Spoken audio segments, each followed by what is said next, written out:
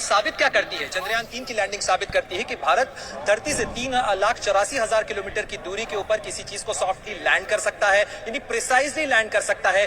इसके अलावा उसके साथ वहां पर रोवर मूवमेंट को संचालित कर सकता है, यानी ये तो तमाम स्टेजेस हैं, ये कंप्लीट हो जाती हैं। लेकिन आपको मैं एक चीज महत्वपूर्ण बताना चाहूंगा, क्योंकि मेरी एक नजर लगातार उस स्क्रीन के ऊपर है जहां के ऊपर तमाम अनाउंसमेंट्स भी हो रहे हैं, और साथ ही जो 6 स्क्रीन आपको नजर आ रही है मिशन कंट्रोल रूम के अंदर, ये 6 स्क्रीन क्या बता रही है? ये बता रही है कि ऑर्बिटर के कैमरे से किस तरीके से चांद कैद हो रहा है। इसके अलावा इस लैंडर के ऊपर लगा हुआ कैमरा किस तरीके की तस्वीर कैप्चर कर रहा है, ये इसके अंदर नजर आ रहा है। साथ ही जो पूरा प्रोजेक्टाइल मूवमेंट रहने वाला है, यानी जहां से ये प्रक्रिया डिसेंट की शुरू होगी और जहां पे इसे लैंड करना है, उसका पूरा ग्राफ कैसे रहने वाला है, इसी ग्राफ को मैच किया जाएगा जब एक्चुअल प्रोसेस शुरू होगी। इसके अलावा इस समय इसकी स्पीड कितनी है, कितने मीटर प्रति सेकंड की रफ्तार से ये आगे बढ़ रहा है, करीब 1600 मीटर प्रति सेकंड की रफ्तार से इस समय ये आगे बढ़ रहा है। और इसके अलावा जो उसके दूसरे पैरामीटर्स हैं वो इस समय डिस्प्ले किए जा रहे हैं स्क्रीन के ऊपर। और जो वैज्ञानिक हैं यहाँ पर लगातार हर थोड़ी देर के अंदर आप सुनेंगे कि इस तरीके से अनाउंसमेंट होंगे। जो मिशन टीम है वो अपने अपने पैरामीटर्स के बारे में जानकारी शेयर करेगी,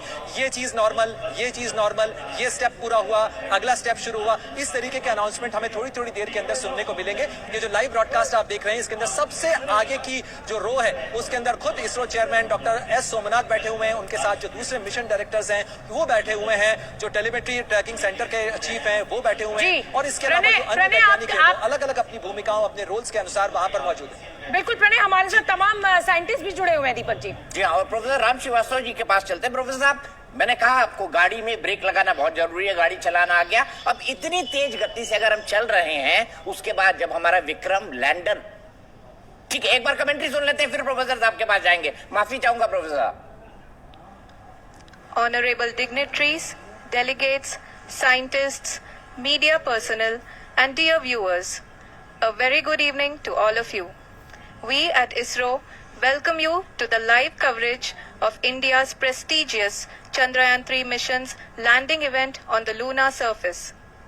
These are the visuals from Mission Operation Complex at ISRO's Telemetry Tracking and Command Network, ISTRAC, situated in Namma, Bengaluru, Karnataka. I, Arushi Seth, and my colleague, Dr. Padamdeo Mishra, are your hosts for the evening and shall accompany you on the journey of the landing event from powered descent start to touchdown. Today, we shall be witnessing the final phase of the critical and most technologically challenging mission operations of Chandrayaan-3, wherein the lander module will be making a safe and soft landing on the surface of the moon. These display screens show the countdown to the power descent start as well as the path that will be followed by the lander module. We are 80 minutes away. कब से कब तक जो है चंद्रयान किस दिन launch हुआ, launch होने के बाद चंद्रमा की चारों तरफ चक्कर लगाए, अब फाइनली लैंड करने वाला है विक्रम लैंडर 6:40 पर। और अभी मेरी घड़ी में 5:24 हो रहे हैं, यानी लगभग 20-21 मिनट और जब ये क्रूशल टेरर टाइम शुरू हो जाएगा जिस पर लैंडिंग होगी। मैं सीधे प्रोफेसर साहब के पास चलता हूँ। प्रोफेसर साहब, एक लाइन का सवाल, ये लैंडिंग इतनी क्रूशल क्यों है और इतनी कठिन क्यों होती है? क्योंकि आप कई किलोमीटर प्रति सेकंड की रफ्तार से चल रहे होते हैं, फिर कहीं जाकर आपको उतर जाना है, ये इतना चैलेंजिंग क्यों है प्रोफेसर साहब? जैसे ही अब ये तेज गति से जा रहा है ये यान, और यहाँ पर इसको रोकना है, ब्रेक लगाना है, तो उसका तरीका ये है कि इसके विपरीत डायरेक्शन से इसको धक्का लगे। इसीलिए यहाँ पर उसको, यहाँ पर हाथ थ्रस्टर लगे हुए हैं जो इसके विपरीत दिशा में इसको धकाएंगे। इसकी गति जब कम हो जाएगी तो जैसे जैसे गति कम होगी चंद्रमा का गुरुत्वाकर्षण बढ़ता चला जाएगा और ये नीचे। प्रोफेसर साहब से हमारा शायद संपर्क टूट गया है, उनकी आवाज हम तक नहीं पहुंच रही है। ये फेज 1 अब शुरू हो चुका है, तो ये समझना बेहद जरूरी है कि ये फेज 1 आखिर क्या होता है। तो सचिन भामा जी, फेज 1 शुरू हो चुका है और देखिए धड़कनें बढ़ रही हैं। दीपक जी तो पहले से ही कह रहे हैं कि बुलेटिन करने से पहले ही इतनी घबराहट हो रही थी और अब धड़कनें मेरी भी बढ़ रही है और हम तो यहाँ स्टूडियो में बैठे हुए हैं। मैंने चंद्रयान 2 देखा है और बाद में जब वो हुआ था ना, मैं इतना ज्यादा डिप्रेस हो गया कि उस दिन पूरी रात सो नहीं पाया। इसलिए जो है जब उतर जाएगा ना तो मैं बहुत अच्छे चांद पे गाने सुनाने वाला हूँ। बिल्कुल, लेकिन आप ये मत सुनाइएगा चांद सी महबूबा हो मेरी, क्योंकि ये जो तस्वीरें आ रही है दीपक जी, ये बिल्कुल ऐसी महबूबा कोई नहीं सोचता है। ऐसा मत बोलो, चांद जैसी महबूबा सोची जा सकती है, क्योंकि ये हमारी कल्पनाओं में है। वैसे भी चांद हमारा मामा है, धरती हमारी माँ है, तो चांद मामा है और रक्षाबंधन आने वाला है। मामा साहब पहले चरण के बारे में बताइए। देखिए, ये जो क्वेश्चन आप पूछ रहे हैं कि इसको टेरर क्यों कहा जा रहा है, चरण अभी शुरू हुआ है।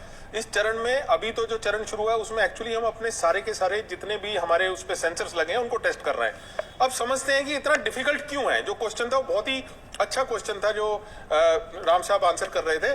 आप समझें कि अगर मैं किसी और जगह लैंड कर रहा होता तो मेरे पास थोड़ा वातावरण होता, मैं एक पैराशूट खोल लेता, कोई मेरे को रफ ब्रेकिंग नहीं करनी पड़ती, बड़े आराम से पॉसिबिलिटी थी कि धीरे धीरे मेरी स्पीड स्लो हो जाती। यहाँ कोई भी वातावरण नहीं, जीरो वातावरण। सबसे पहली प्रॉब्लम हमारे लिए है। और बहुत तेज चलती हुई गाड़ी को आप जब ब्रेक मारते हैं तो आपने देखा होगा गाड़ी जरा इधर उधर सरकती है, और आप सोचें कि कितनी प्रिसाइज ब्रेक मारनी है कि हमारी गाड़ी कहीं पे भी सरके नहीं, हमें उसके कंट्रोल में रहना है। फिर दूसरी प्रॉब्लम है वहां की लो ग्रेविटी।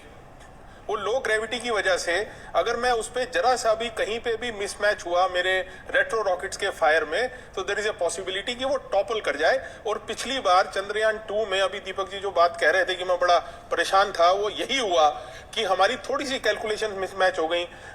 जो हमने उसका जो डिस्टेंस, वर्टिकल डिस्टेंस कैलकुलेट किया, उसके हिसाब से कंप्यूटर की कुछ कैलकुलेशंस गलत हुई और मिस फायर हुआ और वो टॉपल हो गया और जाकर के नीचे जाकर के टकराया। हमने उन्हीं सब गलतियों को सीख करके इस बार इसमें 4 बड़े चेंजेस किए। सबसे पहला, हमने अपने जो सॉफ्टवेयर्स हैं उनको बहुत अपग्रेड किया। आप देख रहे हैं, आप सुन रहे हैं कि ये सारी चीजों को ओवरकम करने के लिए सारा का सारा सिस्टम हमारे सॉफ्टवेयर ने चलाना है। सो हमने अपग्रेड किया है उस सॉफ्टवेयर को। दूसरा, अगर मैं कैलकुलेट करूं वेट और छोड़ दूं उसको फुल स्पीड से चांद पे जाने के लिए, अपनी स्पीड से गिरने के लिए, तो जितना वो हमारे पे फोर्स लगाएगा उस फोर्स से 1.5 गुना ज्यादा फोर्स झेल सकती हैं हमारी टांगे। ये हमने दूसरा उस पे चेंज किया है। तीसरा, जो विक्रम 2 लैंडर था हमारा, उसमें हमारे पास 5 जेट्स की कॉन्फ़िगरेशन थी, तो हमने इसमें से सेंट्रल वाला जेट निकाल दिया है और इस बार 4 जो हमारे इंजन हैं वो इस पे काम करने जा रहे हैं और वो चारों इंजन से हम बहुत अच्छा बैलेंस इसमें बना पाएंगे। सेंट्रल जेट निकालने का एक पर्पस और भी है, क्योंकि जब कोई चीज, यानी आज तक चाइना, जापान, रशिया, जिसने भी लैंड कराया, यूएसए, सबने सेंट्रल जेट सिस्टम से ही लैंड कराया। हम लोग अपना इंजन सेंटर से निकाल के 4 कॉन्फ़िगरेशन में क्यों लगा रहे हैं? क्योंकि एक जेट जब ज्यादा फोर्स डालता है तो बहुत सारी मिट्टी उड़ती है। चांद की जो मिट्टी है वो बिल्कुल पतली महीन मिट्टी है जिसपे जरा सा फोर्स पड़ते ही बहुत किलोमीटर की तरह, जो मैंने पढ़ा टेलकम पाउडर की तरह। और उसको अपने इलेक्ट्रॉनिक्स पे से उतारना बड़ा मुश्किल है। सो हम बहुत कम चाहते थे कि हमारे इलेक्ट्रॉनिक्स पे ये आए, तो हमने वो हटाया और इसको बड़े आराम से हम डिसेंड करके ला रहे हैं। और 1.5 मीटर पर सेकंड से हम लोग प्रिपेयर्ड हैं 3 मीटर पर सेकंड तक का इंपैक्ट लेने के लिए, क्योंकि चारों मोटर 800 न्यूटन की हैं। सो बहुत सारे चेंजेस किए गए हैं और करीब 100 से ज्यादा